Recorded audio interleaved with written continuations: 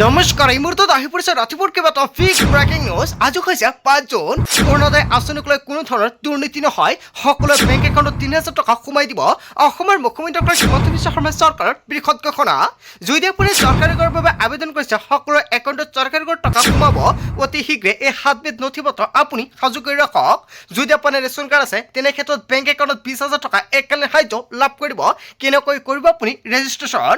যদি আপুনি আত্মীয়কোটত 10,000 টকাৰ চেক পাইছে, এতিয়া আপোনালোকৰ বেংক একাউণ্টত 25,000 টকা সোমাই দিব মুখ্যমন্ত্ৰী ডক্টৰ হিমন্ত বিশ্ব শৰ্মাই। দেশৰ কোটি কোটি কৃষকৰ বাবে ভাল খবৰ, সকলো কৃষকৰ একাউণ্টত 11,000 টকা সোমাই দিব। আপুনি এই টকা পাবনে? লগতে কেইবাটাও ৰাজনৈতিক খবৰৰ লগতে অৰাজনৈতিক খবৰ যুগুত কৰা হৈছে। আজিৰ দিনটোত গোটেই অসম তথা ভাৰতৰ বিভিন্ন প্ৰান্তৰ পৰা যুগুত হৈছে কেইবাটাও ডাঙৰ খবৰ। এনেবোৰ খবৰ নিতৌ পাই থাকিবলৈ চেনেলটি ছাবস্ক্ৰাইব কৰি ভিডিঅ'ত এটা লাইক কৰিবলৈ নাপাহৰিব। আজিৰ আমাৰ প্ৰথম খুবেই গুৰুত্বপূৰ্ণ খবৰ হৈছে অসমবাসীৰ বাবে এটা ডাঙৰ খবৰ। দুখীয়া পৰিয়ালক চৰকাৰী ঘৰ নিদিয়া কৰ্মচাৰীক ধমক। যদি আপুনি চৰকাৰী ঘৰৰ বাবে আবেদন কৰিছে, এতিয়ালৈকে চৰকাৰী ঘৰ পোৱা নাই নেকি? দুখীয়াৰ নাম কৰ্তন কৰি ধনীৰ নাম অন্তৰ্ভুক্ত কৰা হৈছে নেকি? তেনে ক্ষেত্ৰত এতিয়া আপোনালোকে ডাইৰেক্ট দিব পাৰিব অভিযোগ।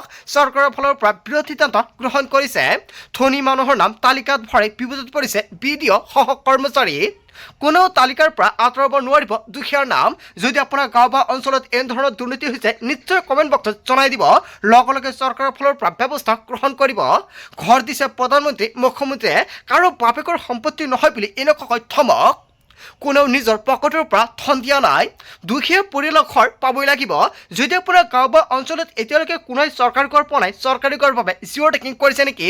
যদি আপুনি জিঅ' টেকিং কৰিছে, লগতে জব কাৰ্ডৰ জৰিয়তে ভেৰিফিকেশ্যন সম্পূৰ্ণ হৈছে, এতিয়া অতি শীঘ্ৰে আপোনালোকৰ বেংক একাউণ্টত চৰকাৰী ঘৰৰ প্ৰথম কিছু টকা ৰিলিজ কৰি দিব অসমৰ মুখ্যমন্ত্ৰী ডক্টৰ হিমন্ত বিশ্ব শৰ্মাই। কিন্তু এই টকা কেতিয়া সোমাব? অতি শীঘ্ৰে নতুন বাজেট ঘোষণা কৰিব চৰকাৰৰ ফালৰ পৰা।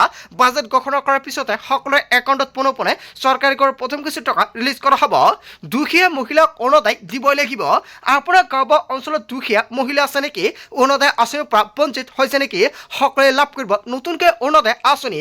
অসমত নতুনকৈ 15 লাখ হিতাধিকাৰীক অৰুণোদয় আঁচনি প্ৰদান কৰিব ঘোষণা কৰিছে অসমৰ মুখ্যমন্ত্ৰী ডক্টৰ হিমন্ত বিশ্ব শৰ্মাই। প্ৰতিখন চৰকাৰী আঁচনিৰ সুবিধা দুখীয়া ৰাইজে দিবই লাগিব আৰু দুখীয়া ৰাইজে সকলোৱে পাব এই সুবিধা। সকলো আঁচনিৰ সুবিধা দুখীয়াক দিব লাগিব। একশিন মোডত বজালীৰ বিধায়ক ধৰ্মেশ্বৰ ৰয়ৰ।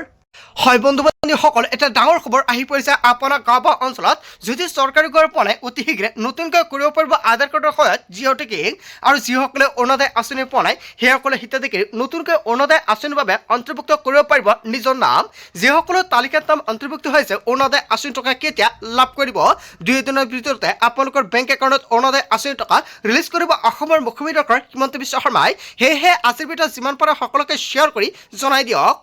তাৰ পিছত অসমবাসীৰ ৰাজক জনসমৰ পৰৱৰ্তী খুবেই গুৰুত্বপূৰ্ণ খবৰ, লগতে এটা ডাঙৰ খবৰ। উৎকট গৰমৰ মাজতে বিদ্যুতৰ গ্ৰাহকৰ বাবে ডাঙৰ খবৰ আহি পৰিছে। চলিত মাহৰ পৰাই দাম বৃদ্ধিৰ সম্ভাৱনা। বিদ্যুতৰ প্ৰতি ইউনিট 16ৰ পৰা 28 পইচালৈ বৃদ্ধি হোৱাৰ সম্ভাৱনা। ধাৰ পৰিশোধ কৰিবলৈ গ্ৰাহকৰ পৰা ধন সংগ্ৰহৰ সম্ভাৱনা। হয় এটা বিগ ব্ৰেকিং নিউজ আহি পৰিছে।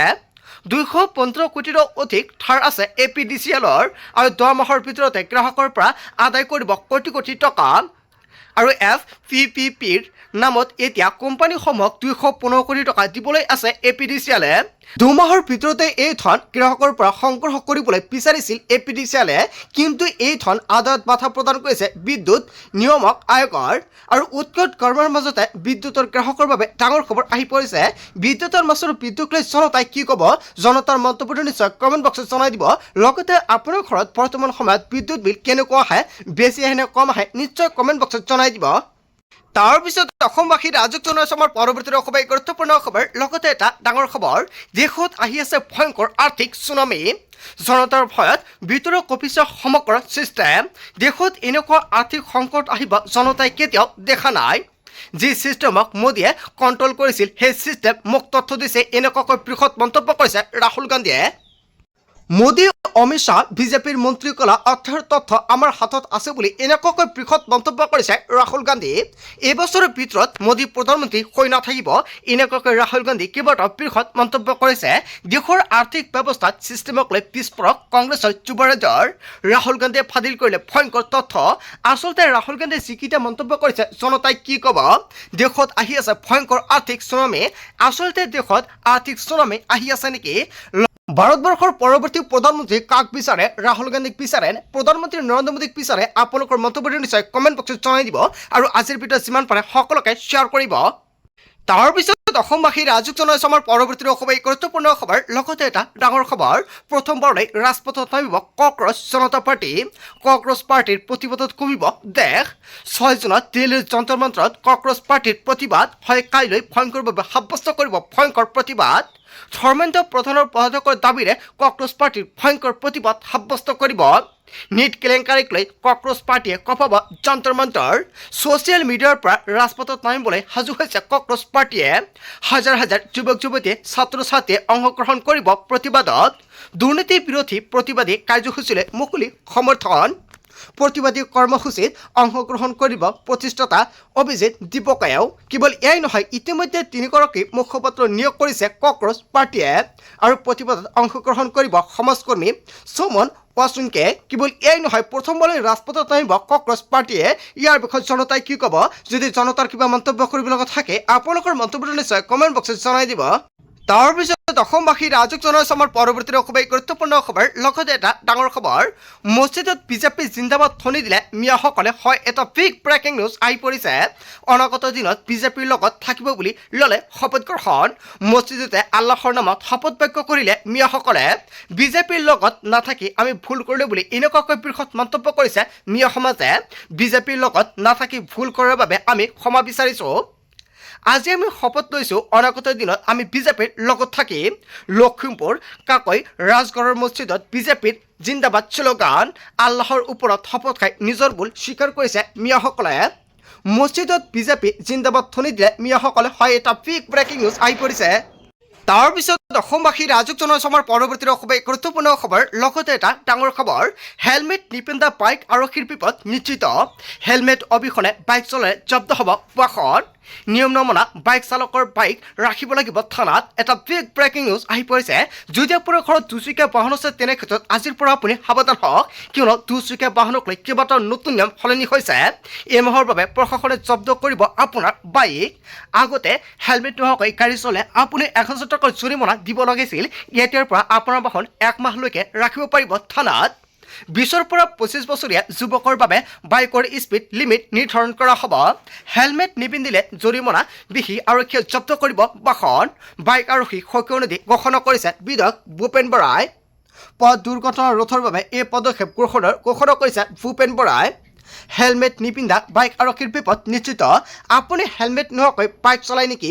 আজিৰ পৰাই সাৱধান হওক, অন্যথা পৰিব ভয়ংকৰ বিপদৰ সন্মুখীনত। তাৰ পিছত অসমবাসী ৰাজুক জনাইছে আমাৰ পৰৱৰ্তী অসমীয়া গুৰুত্বপূৰ্ণ খবৰ, লগতে এটা ডাঙৰ খবৰ। ইউচিচিক লৈ অসন্তুষ্ট অসমৰ মুছলমান সমাজ। আচলতে মুছলমানসকলে ইউচিচিক লৈ অসন্তুষ্ট নেকি? ইউচিচিয়ে অসমৰ মুছলমানৰ অন্তৰত আঘাত সানিছে। আচলতে ইউচিচিয়ে মুছলমানৰ অন্তৰত আঘাত সানিছেনে? মুছলমানসকলে নিশ্চয় কমেণ্ট বক্সত জনাই দিব। ইউচিচিৰ বিৰুদ্ধে উচ্চতম ন্যায়ালয়ৰ দ্বাৰস্থ হ'ব AIUDF। AIUDFৰ প্ৰধান বদৰুদ্দিন আজমল হজৰ পৰা আহিলে লোৱা হ'ব সিদ্ধান্ত। ইউচিচিত অন্তৰ্ভুক্ত নিৰ্দেশনাবোৰ মুছলমানে মানি নলয়। আমি সুপ্ৰিম কোৰ্টৰ কাষ চাপিম। কংগ্ৰেছ বৰ্তমান মুছলিম লীগত পৰিণত হৈছে আৰু কংগ্ৰেছৰ দৰ্জনে বিধক বিজেপিলৈ গৈছে। AIUDF নহয়, কংগ্ৰেছেহে বিজেপিৰ এজেণ্ট সেয়া প্ৰমাণ হৈছে। দল গড় বিধায়ক মুজিবুৰ ৰহমানৰ কেইবাটাও বৃহৎ মন্তব্য। হয়, মুজিবুৰ ৰহমানে যিকেইটা মন্তব্য কৰিছে আপুনি কি ক'ব? আপোনালোকৰ মন্তব্যটো নিশ্চয় কমেণ্ট বক্সত জনাই দিব। তাৰ পিছত অসমবাসী ৰাজুক জনাইছে আমাৰ পৰৱৰ্তী অসমীয়া গুৰুত্বপূৰ্ণ খবৰ, লগতে এটা ডাঙৰ খবৰ। আপোনাৰ পৰিয়ালত ৰেচন কাৰ্ড নাই নেকি? তেন্তে আপোনাৰ বাবে ভাল খবৰ আহি পৰিছে। ৰাজ্যৰ লাখ লাখ পৰিয়ালে নতুনকৈ ৰেচন কাৰ্ড লাভ কৰিব। অহা 5 বছৰত অসমত দৰিদ্ৰ 3% হ্ৰাস কৰাৰ লক্ষ্য চৰকাৰৰ। অন্তোদয় আঁচনিৰ জৰিয়তে দৰিদ্ৰতা নিৰ্মূলৰ প্ৰসাৰ। ৰাজ্যৰ প্ৰতিটো পৰিয়াললৈ চৰকাৰী আঁচনি সুফল নিশ্চিত কৰিব মুখ্যমন্ত্ৰী ডক্টৰ হিমন্ত বিশ্ব শৰ্মাই আৰু অন্তোদয়ৰ বাৰ্তাৰে ৰাজ্যত বৃদ্ধি পাব ৰেচন কাৰ্ডৰ সুবিধা।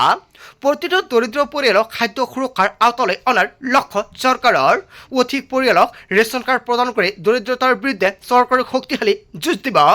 আবেদনৰ বাবে প্ৰথমতে অসম চৰকাৰৰ ৰাজহুৱা বিতৰণ ব্যৱস্থাৰ অফিচিয়েল পৰ্টেলত লগ ইন কৰক। যদি আপোনাৰ ৰেচন কাৰ্ড আছে তেনে ক্ষেত্ৰত আপোনাৰ বাবে ভাল খবৰ। যিসকলৰ ৰেচন কাৰ্ড নাই কেনেকৈ ৰেচন কাৰ্ড লাভ কৰিব।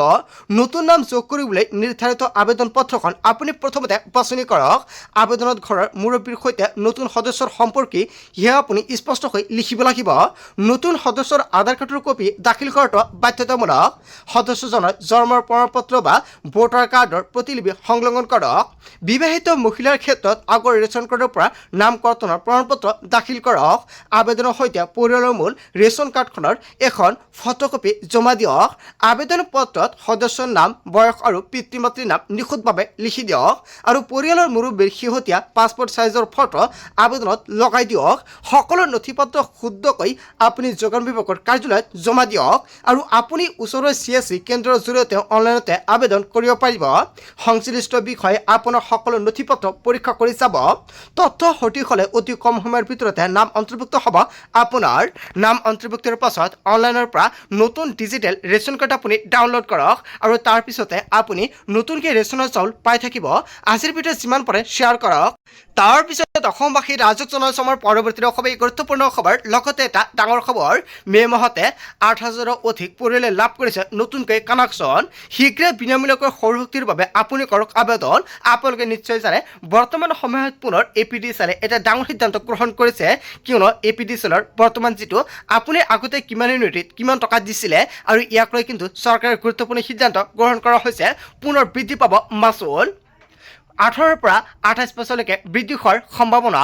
শীঘ্ৰে বিনামূলীয়া সৌৰশক্তিৰ বাবে আপুনি কৰক আবেদন। 300 ইউনিট বিদ্যুৎ কেনেকৈ লাভ কৰিব বিনামূলীয়াকৈ। লাখ লাখ পৰিয়ালৰ বাবে পুনৰ ডাঙৰ আহ্বান মুখ্যমন্ত্ৰী ডক্টৰ হিমন্ত বিশ্ব শৰ্মাৰ। শীঘ্ৰে বিনামূলীয়া বিদ্যুতৰ বাবে আপুনি কৰক আবেদন। আৰু ক'ত কিদৰে ইয়াৰ বাবে আবেদন কৰিব লাগিব আপুনি চাই লওক সমগ্ৰ প্ৰক্ৰিয়া। সৌৰ পেনেল স্থাপনৰ বাবে 78,000 টকা পৰ্যন্ত লাভ কৰিব ৰাজসাহায্য।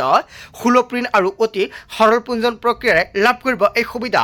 প্ৰথমতে আপুনি pmsuryagar.gov.in ৱেবছাইটলৈ যাওক আৰু কনজিউমাৰ পেজলৈ গৈ এপ্লাই নাও অপশ্যনত ক্লিক কৰক আৰু তাৰ পিছতে দিয়ক নিজৰ মোবাইল নম্বৰ আৰু কেপচা কোড।